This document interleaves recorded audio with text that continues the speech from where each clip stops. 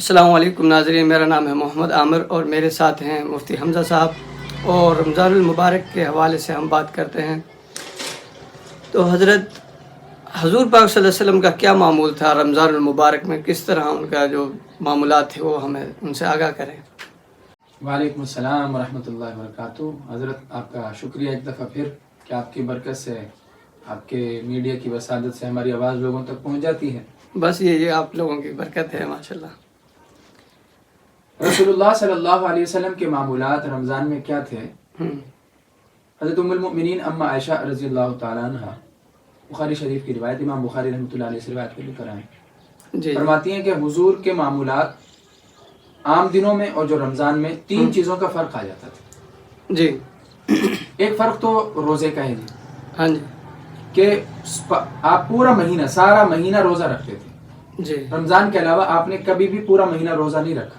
روزہ نہیں رکھا، یعنی کہ رمضان کے بعد بھی روزہ رکھتے تھے، رمضان سے پہلے یا بعد میں آپ رکھتے تھے، آپ کے معمولات تھے کہ دن میں جو ہے معمول یہ تھا کہ ہر مہینے کے 3 روزے رکھنا، 13، 14 اور 15 کے، جن کو ایام 20 کے روزے کہا جاتا ہے۔ اسی طرح آپ شعبان میں کثرت کے ساتھ روزے رکھتے تھے، رجب میں بھی روزے رکھتے تھے، پھر آپ 9 محرم اور 10 محرم کا روزہ بھی رکھتے تھے۔ جی جی، تو یہ مختلف مقامات پر آپ روزے رکھتے تھے، جی، عام حالات میں بھی روزہ رکھتے تھے، عام دنوں میں بھی۔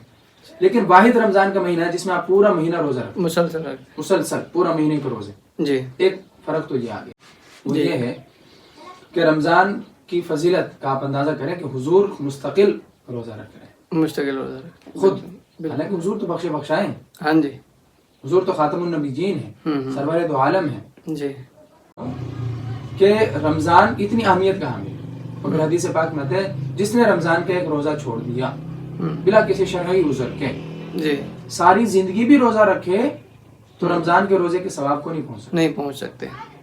تو ہمیں روزہ رکھنا چاہیے، ہمیں رمضان کی قدر کرنی چاہیے۔ الحمدللہ لوگ رکھتے بھی ہیں، لیکن کچھ معاشرے میں دیکھا گیا ہے کہ میں کام والا آدمی ہوں، میں مزدور آدمی ہوں، میں اینٹیں اٹھانے والا آدمی ہوں، میں جو ہے چارہ کاٹنے والا آدمی ہوں، میں وزن اٹھانے والا شخص ہوں، مجھ سے روزہ نہیں رہتا، ہم تو مزدور لوگ ہیں۔ یہ صحابہ کے زمانے میں حالات اس سے زیادہ سخت، گرمی اس سے زیادہ، بالکل بالکل، اب تو پنکھا آ گیا، اے سی آ گیا، ہاں جی، پانی آ گیا، فریزر آ گیا، ٹھنڈی چیزیں آ گئی، کھجوریں تھیں وہ بھی گرم، علاقہ بھی گرم، پھر اس کے ساتھ جہاد کرنا روزہ رکھ کر، بالکل یہ تو بہانے جو ہے نا یہ ٹھیک نہیں، یہ ہیلے بازیاں اللہ کے ہاں قابل قبول نہیں ہیں۔ دوسرا، نبی علیہ الصلوۃ والسلام کا رمضان میں معمول یہ تھا کہ حضرت ام المؤمنین اما عائشہ رضی اللہ تعالیٰ نے فرماتی ہیں آپ کثرت کے ساتھ قرآن پاک کی تلاوت کرتے، جی، کثرت کے ساتھ، عام دنوں میں بھی کرتے تھے، آپ عام دنوں میں قرآن پڑھتے بھی تھے، قرآن کو سنتے بھی تھے، قرآن پڑھتے بھی تھے، قرآن کو سنتے بھی۔ لیکن رمضان المبارک میں معمول یہ ہو جاتا تھا کہ حضرت جبرائیل آپ کا قرآن سنتے اور آپ حضرت جبرائیل کا قرآن سنتے، دور کرتے تھے حضرت جبرائیل کے ساتھ۔ اچھا، اور ویسے بھی قرآن پاک کثرت کے ساتھ جو ہے آپ کا معمول قرآن کے ساتھ شغف، لمبی لمبی رکھتے پڑھنا، لمبی لمبی نمازیں پڑھنا، یہ آپ کی جو ہے شغف قرآن کے ساتھ محبت، وہ اس میں اضافہ ہو جاتا تھا۔ جی جی، ایک مسئلہ یاد رکھ لیں، جس طرح قرآن پڑھنے والے کو اجر مل رہا ہوتا ہے اس کے برابر ہی سننے والے کو۔ اچھا، تو پڑھنا اور سننا دونوں برابر ہیں اجر میں۔ اسی طرح جو آپ کا تیسرا معمول تھا رمضان المبارک، میں پہلے قرآن کے حوالے سے ایک اور بات عرض کرنا چاہتا ہوں۔ ہم دیکھیں کہ ہمارا قرآن کے ساتھ کتنا تعلق ہے۔ ہم قرآن بڑی مشکل ہے جو حفاظ کرام ہیں، ہاں وہ تو ماشاءاللہ ان دنوں میں انہوں نے سنا نہیں، ان کی ذمہ داری ہے، بالکل۔ اس کے علاوہ جو عام آدمی ہے، عام پبلک ہے، وہ کتنا پڑھ رہی ہے؟ مجھے نہیں لگتا کہ بڑی مشکل سے ایک قرآن بھی مکمل کرتے ہیں، کچھ ہیں جو کرتے ہیں، لیکن اکثریت بہت کم ہے۔ تو یہ تو بڑے دکھ کی بات ہے، بڑے افسوس کی بات ہے۔ ہمیں کثرت کے ساتھ قرآن پاک کو تلاوت کرنا ایسا ہے اللہ سے باتیں کرنا، جی، کیونکہ یہ وہ الفاظ مبارکہ ہیں جو خود اللہ کی زبان مبارک سے نکلے ہیں۔ ہاں جی، ہاں جی۔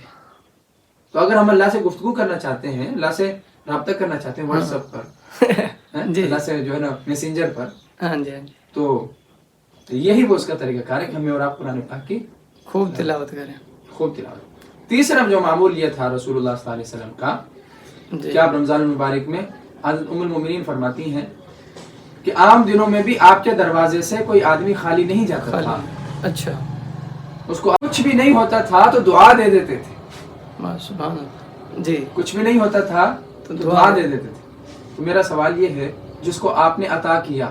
درمیان میں ویسے چھوٹا سا سوال کر رہا ہوں موضوع سے ہٹ کر. کسی نے سوال کیا, آپ نے اس کو کوئی چیز دے دی, درہم دے دیا, دینار دے دیا, اونٹ دے دیا, کھانا کھلا دیا, وہ زیادہ فائدے میں رہا یا جس کو حضور نے دعا دی وہ زیادہ فائدے میں رہا؟ حضور صلی اللہ علیہ وسلم جس کو دعا دی وہ فائدے میں. ایسی بات ہے, اس کو تو بہت کچھ مل گیا. ہاں جی. تو اگر کچھ نہیں ہوتا تھا تو روایت میں آتا ہے آپ دعا دیتے تھے, دعا فرما دیا کرتے تھے. تو عام دنوں میں بھی حضور کے دروازے سے کوئی خالی نہیں جاتا تھا, لیکن رمضان میں آپ کی سخاوت بڑھ جاتی تھی اور بہت زیادہ. ام المومنین فرماتی ہیں کر ریح المسلسلہ, جیسے حبس کا زمانہ ہو, سخت گرمی ہو اور پھر ٹھنڈی ہوا چل پڑے, کیسے مزیدار وہ ہوا ہوتی, اس طرح اس ہوا کی طرح آپ کی سخاوت بڑھ جاتی. آپ کے دروازے سے لوگ فیض یاب ہوتے تھے, فائدہ اٹھاتے تھے, اپنی ضرورتوں کو پورا کرتے تھے. تو میں اور آپ نمبر 1 آپ کی زندگی سے ہمیں یہ سبق ملا. نمبر 1 رمضان المبارک کی قدر کرنا. نمبر 2 کثرت کے ساتھ قرآن پاک کی تلاوت کریں. نہیں کر سکتے تو سنیں, نہیں کر سکتے تو سنیں. قرآن سے محبت کریں, قرآن والوں کی خدمت کریں, تراویح میں قرآن پاک کو توجہ کے ساتھ سنیں. نمبر 3 اللہ کے راستے میں کثرت کے ساتھ خوب اہل و عیال پر, غریبوں پر, فقیروں پر, محتاجوں پر, ضرورت مندوں پر اور اہل علم پر, مدارس پر خوب خرچ کریں. وہ ادارے جو دین کی اشاعت کا, دین کو پھیلانے کا ذریعہ اور سبب ہے, ان پر خوب اپنا مال و دولت خرچ کریں.